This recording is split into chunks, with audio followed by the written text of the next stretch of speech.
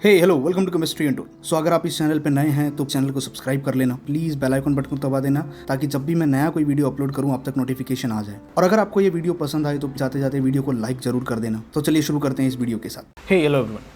सो इस particular video में हम बात करने वाले हैं केमिकल काइनेटिक्स की one of the most important theory को, जिसको यूजुअली बीएससी और एमएससी लेवल पे पढ़ाया जाता है, and it's called as Lindemann unimolecular theory of unimolecular reactions. Okay, ना ये जो Lindemann theory of unimolecular reaction है, बेसिकली ये बात करता है गैसियस डिकम्पोजिशन के बारे में।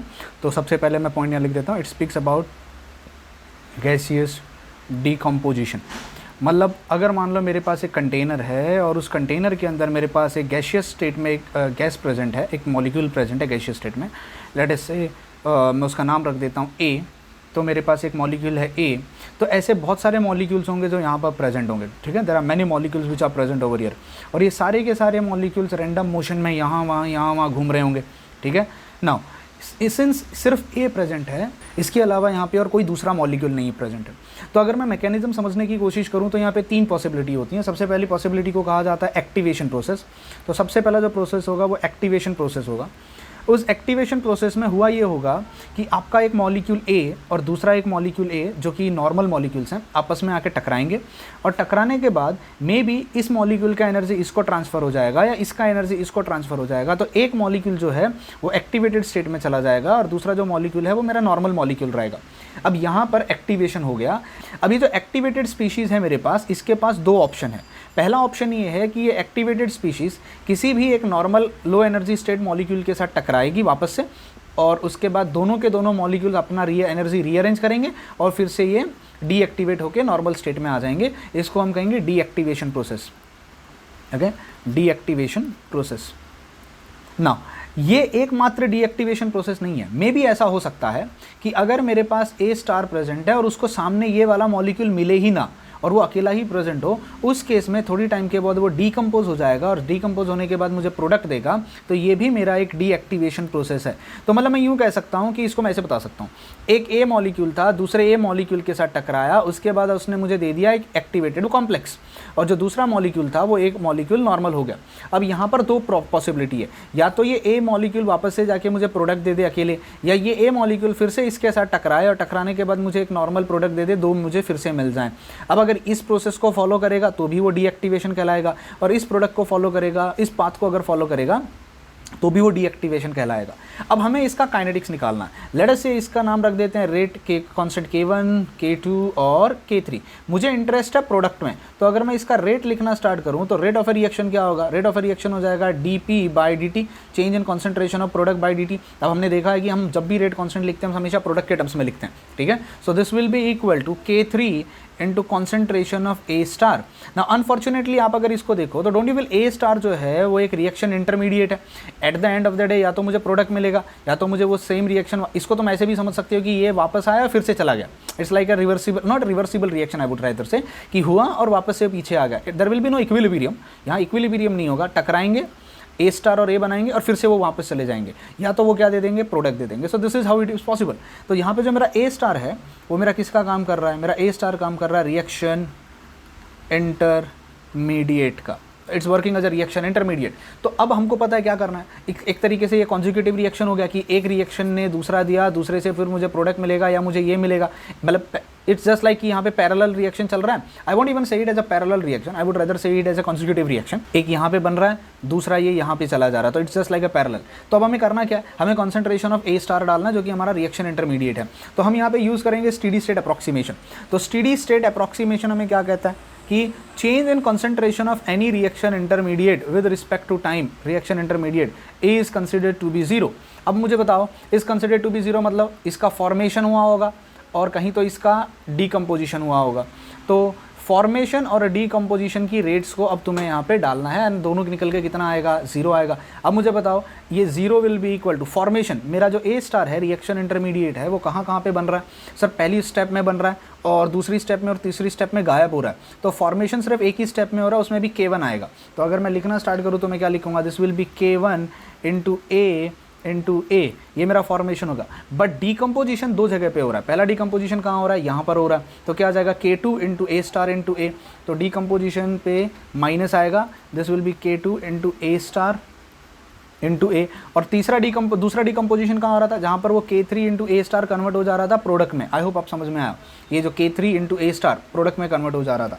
अब यहाँ से मुझे मिलेगा आपके ए स्टार का कॉन्सेंट्रेशन। अगर आप मैं इसको लिखूँ तो 0 will be equal to K1 into A square minus K2। अब एक काम करते हो, माइनस कॉमन निकाल लेता हूँ, इंटू यहाँ पर A बचेगा, यहाँ पे आ जाएगा प्लस, और यहाँ पे K3 बचेगा, और यहाँ से मैंने ए स्टार को कॉमन निकाल लिया। आई होप समझ में आया, ए स्टार और ए स्टार को कॉमन निकाला, यहाँ से माइनस कॉमन निकाला, तो ये हो गया। अब मुझे ए स्टार चाहिए, तो मैं डायरेक्ट लिख रहा हूँ, मैं स्टेप गायब कर रहा हूँ। तो concentration of A star will be equal to K1 into A square whole divided by K3 plus K2 into concentration of A. I hope आपको समझ में आया।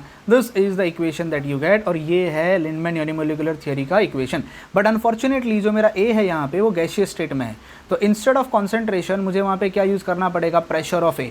ठीक है, गैसियस स्टेट में कॉन्सेंट्रेशन नहीं होता, गैसियस स्टेट में प्रेशर होता है। तो इस इक्वेशन को अगर मैं मॉडिफाई करूँ तो मेरा इक्वेशन क्या बनेगा, मेरा इक्वेशन बनेगा that rate is equal to, मेरा इक्वेशन तो क्या था रेट का, K3 into A star, K3 into A star, so this will be K3 into A star. इस इक्वेशन को मैं मॉडिफाई करके लिख सकता हूँ, this will be equal to K1 into pressure of A का square divided by K3 plus K2 into pressure of A. अब इसको यहाँ सब्सटीट्यूट कर दो, तो this will be K1 into pressure of A का square whole divided by K3 plus K2 into pressure of A. अब एक काम कर सकते हैं, ऊपर नीचे दोनों तरफ आप K2 से डिवाइड कर दो, डिवाइडेड बाय K2। अगर K2 से डिवाइड कर दूंगा तो मेरा फॉर्मूला क्या बनेगा, K3 into K1 divided by K2 into P A square whole divided by K3 divided by K2 plus P A. अब ये सिर्फ मॉडिफिकेशन करने के लिए, बहुत सारी बुक्स में सिर्फ यहाँ तक दिया हुआ है, यहाँ तक देने के बाद फिर उन्होंने आगे की कंडीशंस को निकाला हुआ है, मैं आगे लेके जा रहा हूँ। अब इस पूरी चीज़ को आप अलग सब्सटीट्यूट कर दो, इस पूरी चीज़ को आप अलग कर दो। एक काम करते हैं, इसको सब्सटीट्यूट कर देते हैं K के साथ, और इसको सब्सटीट्यूट कर देते हैं K डैश के साथ। तो अब जो मेरे पास फाइनली फार्मूला बनेगा वो क्या फार्मूला बनेगा, मेरे पास जो फार्मूला बनेगा वो हो जाएगा rate will be equal to K into P A square divided by K dash plus P A, जहाँ पर K का मतलब हो जाएगा K3 into K1 upon K2, और K डैश का मतलब हो जाएगा K3 bye K2, just for simplification. समझ में आया। अब यहाँ से मेरे पास दो केसेस समझ में आते हैं कि अगर ये जो कंटेनर था जिसके अंदर मेरे पास गैसियस स्टेट में मॉलिक्यूल प्रेजेंट था, अगर वो एक्टिवेट किसी तरीके से मान लो हो जाता है, उसमें केस नंबर 1 आएगा कि अगर ये हाई प्रेशर पे होगा तब क्या, अगर ये हाई प्रेशर पे होगा तब क्या फॉलो करेगा, और केस नंबर 2 समझ में आता है जब वो लो प्रेशर पे होगा तब कौन सा मैकेनिज्म फॉलो करेगा, कौन सा मैकेनिज्म।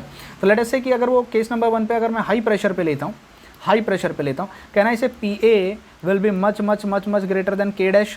तो उस केस में जो मेरा रेट निकल के आएगा, rate will be K into P A square divided by K dash, sorry divided by P A, this will be divided by P A, क्योंकि P A is much much greater, divided by P A. तो P ए और P A क्या हो जाएगा, cancel, finally क्या बचेगा, K into P A, where that comes out to be first order. तो अगर हाई प्रेशर है, बहुत ज़्यादा प्रेशर है, हाई प्रेशर, तो वो कौन सा ऑर्डर फॉलो करेगा, it will be following first order. अब मुझे बताओ फर्स्ट ऑर्डर कहाँ हो रहा था, फर्स्ट ऑर्डर डीएक्टिवेशन नहीं ये वाला।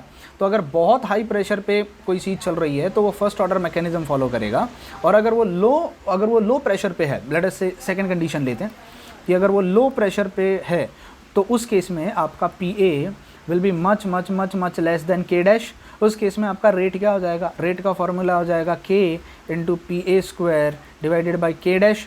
अब indirectly I can say it is directly proportional to P A square, correct है ना, क्योंकि ये भी कांस्टेंट है, ये भी कांस्टेंट है। तो that case it will be working as a second order reaction. So low pressure पे it will be working as second order reaction. तो अगर लो प्रेशर पे डिकम्पोजिशन होगा, लो प्रेशर पे, तो सेकंड ऑर्डर काइनेटिक्स फॉलो करेगा, और अगर हाई प्रेशर पे डिकम्पोजिशन होगा तो फर्स्ट ऑर्डर काइनेटिक्स फॉलो करेगा।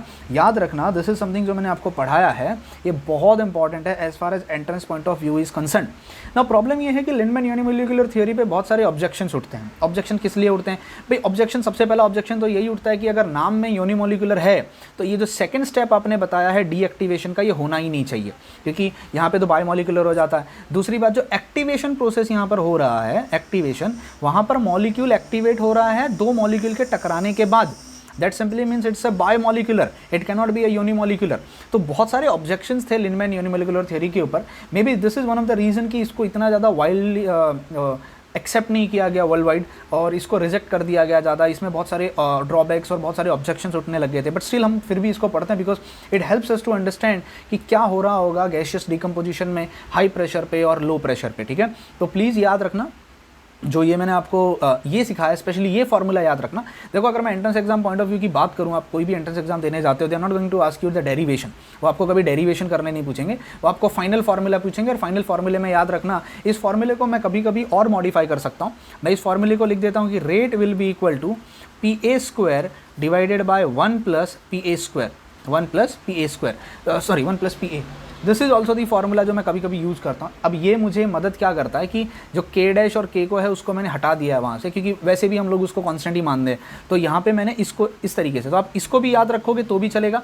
इन दिस केस अगर PA का वैल्यू बहुत ज़्यादा होता है तो ये फर्स्ट ऑर्डर हो जाएगा क्योंकि कैंसिल हो जाएगा, और अगर PA का वैल्यू बहुत कम होता है तो ये सेकंड ऑर्डर कहलाएगा क्योंकि उस समय नीचे 1 आएगा। आई होप यहाँ तक समझ में आया होगा। सो लिंडमैन यूनिमोलिकुलर थ्योरी बहुत सिंपल है, बहुत ही आसान है।